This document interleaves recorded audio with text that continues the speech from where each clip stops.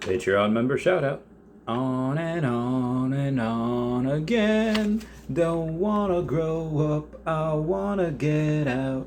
Hey, take me away, I wanna shout out. Take me away, away. Hey guys, how's it going? It is I, the real Randy Chavez. I'm coming at you today with a Veve OMI update video. Guys, if you're new, welcome. If you're not, welcome back. I love you all. I would say hello to Dashi. Hello, Dashi. So, a couple of things today. The first time that you go and take the app off for a couple days and you put it right back on, you're going to have some people FOMOing in. Even Alex had tweeted before, hey, please don't FOMO. Take it easy, guys. Probably just saying that because he doesn't want anyone else to get poolsided. If you don't get that, comment down below if you get that reference. But if you have like a short memory, or if you don't know who that was, it was someone that we couldn't really access the marketplace, or like only a couple people could, and they weren't delivering the Mermicornos. So this one dude, you know him as Poolside, had gone on and bought a bunch of these Mermicornos because they were the only ones listed for 2,000, 3,000 each. Relisted them for like 20 grand. Nobody bought them, and then when the rest of those people got their Mermicornos delivered, they were not able to go and list it on. They were finally able to go and list it on the market. He lost a lot of money, and the story. So that's what he was pretty much warning about. Just don't go FOMO in, because things like that can happen. But during that, there was a little bit of a rise with the golden moments, especially Winnie the Pooh, Chippendale, and Timon and Pumbaa. I think Flounder and I think the Lumiere, those ones still stayed relatively low at around $200-ish. Woody had gone up, and the DeLorean had gone up like a mother flapper. But the one that wasn't is, oddly enough, Pixar, still Disney, was the Mike Wazowski, went from $65 to $62. So not having a good day for him. Most other ones, again, they stayed relatively steady. I did wind up collecting the whole Pixar set finally. I sold the Secret Rare Storm. I still have one left.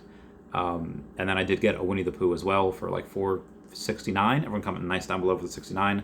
Well over 500 as of the making of this post at 1:30-ish in the morning. So something else I did want to go over that people were saying that Lego was confirmed, because Taps in Space, I think it was the back of the class space on Twitter, had mentioned something about Lego, and Alex had kind of reiterated it, saying, oh, well, if we did have Lego, we could do X, Y, and Z, this, Y, and that. But that wasn't really that was not a confirmation. That was just you can maybe think of it as a tease, kind of in the same way a few months back on a Twitter space that somebody asked Akomi in that AMA, hey, are we going to get a Mandalorian drop because of the end of the Mandalorian series, or at least that season 2? And David responded, well, whether it be Mandalorian or Pokemon or something else, you really shouldn't expect that on, let's say, Pokemon Day or any other day that a series premieres or starts, just because we have the license. Just because we have it doesn't mean that it'll happen on that day. Again, he could have chose any brand in the world. He happened to choose Pokemon. Was that a slip of the tongue? Was that something that had gone on that he just happened to say out of thin air because he was watching a Pokemon video? We don't know, but obviously no Pokemon announcement and no Lego announcement, at least not officially. Behind closed doors, who knows? Maybe things are signed. We have no idea.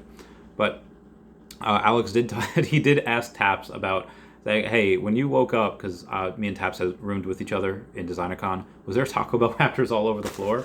Because the Taco Bell, every single day, I tweeted at them. They didn't tweet back. And he said no, he had a lot of, it was his first time Taps had peanut butter whiskey, so he was a little, he doesn't remember the 100% of it. Anyway, moving on past that, go subscribe to Taps. He's on my fridge. I think he has to renew.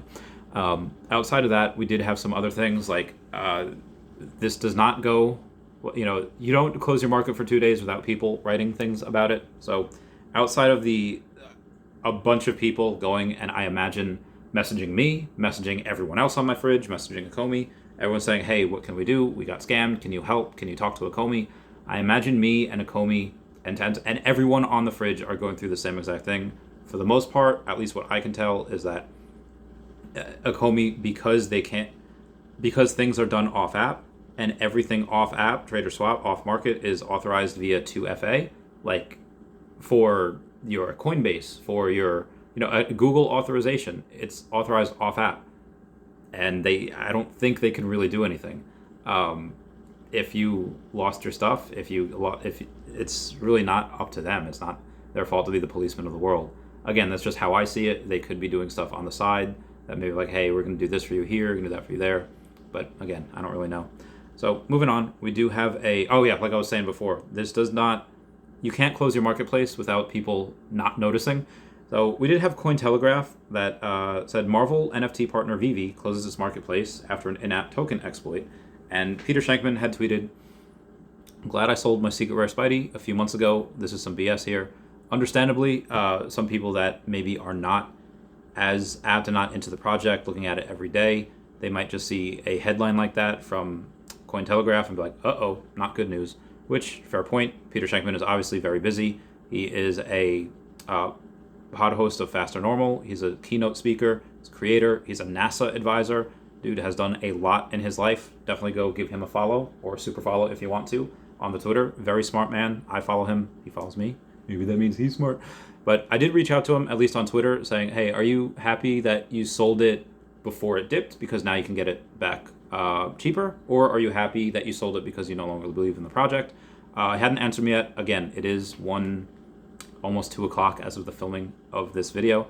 Again, hasn't responded, but you can look at that 2 ways. Again, obviously he'd taken a profit, but if you do think, and I've said this before, if you do think that this is the end, this thing shouldn't happen, and it's causing you mental strife and causing you feelings of malaise, what have you, and you don't want to be in this anymore, by all means, take care of your mental health, get out, not financial advice. But if it were me, or if it was a friend, I actually had 2 friends text me and call me today saying, hey, I have heard this about the market, the OMI coin isn't doing well, what should I do? And again, to my friends, I was like, if you get out now, we're done. No, I didn't say that. Pretty much what I said, listen, I am 100% bullish in this project. They, of course, didn't see that video. I imagine Peter Shankman, because, again, extraordinarily busy, didn't see the new Veve video that they had made that made most people that are in this for the long term very, very bullish. Even in the short term, when devs start working on the token in Q2, tokenomics, meaning like at least the OMI raffles, we're hoping, web app and all that, and hopefully OMI to NFT. I can't imagine people that have held this for a year or plus aren't insanely bullish like I am. So I told my friends, guys, do not, if anything, acquire more. One of my friends is. Actually, a bunch of people on my live stream before were acquiring a lot more OMI, which is absolutely bananas because for the most of us, we're pretty tapped out. OMI has gone up a little bit, was down to 0.0026 at one point, had gone up to 0.003, increasing about well over 10% in that short time frame, has gone back down to 0.0028. I think a good amount of this does come from news from Russia, actually, which has been considering selling oil and gas for Bitcoin, and Bitcoin had rallied to over $44,000, and Russia could potentially accept Bitcoin for natural resources exports, according to the country's Congressional Energy Committee head that was just in from Watcher Guru. And they also report that the 19 millionth Bitcoin will be mined in 19 days. And what happens with that is that you only have 21 million Bitcoin that can ever be mined. Yes, mining operations still going on all over the world, maybe except for parts of China. They ban it like every other month over there. But you also do have to take a look at the Bitcoin halving rate. So half the Bitcoin can get mined in 2024. There's not too much left. I think in the 2030s, no more Bitcoin will ever be mined. But again, most of everything has been mined. That's the Pareto distribution. Anyway, that's it for me. Please comment, like, and subscribe. Comments are good for the YouTube algorithm. Everyone say bye-bye to Dashi. Bye-bye, Dashi. And everyone please check out @HeyDavidDon, @KMavsForever over on Twitter, Standoff Chart, and KMavs over on the Veve app. Kobe Collection, OMI Player 1 over on the YouTube, Raythax.eth domain. Willson, Wendy Stibalis, Veve Las Vegas, Taps Trades, Mars Davis, Legacy Bermuda, Sony Pop Media, The Gale, Veve Darklink, and Veve Vibes, all over on the YouTube. And @WetWizardVeve and Gary O @1234CA3, all on the Twitter. I love you guys. Bye. Meow, meow, meow, meow, meow.